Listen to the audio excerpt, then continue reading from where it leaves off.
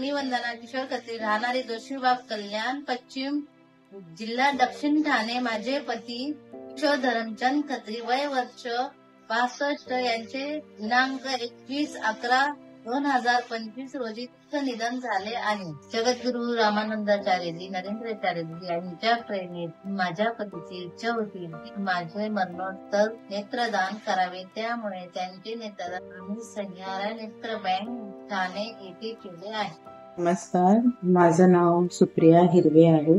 एमजीआरसी सह्यारा bank Thane मध्ये मी manager पदावर कार्यरत आहे. आज दिनांक 21 नोव्हेंबर 2025 रोजी कल्याण पश्चिम येथे वंदना किशोर खत्री यांनी आपल्या पती किशोर धरमचंद खत्री यांचे मरणोत्तर नेत्रदान केले आहे. हे नेत्रदान जगद्गुरु रामानंदाचार्य नरेंद्राचार्यजी यांच्या प्रेरणेने झालेले आहे.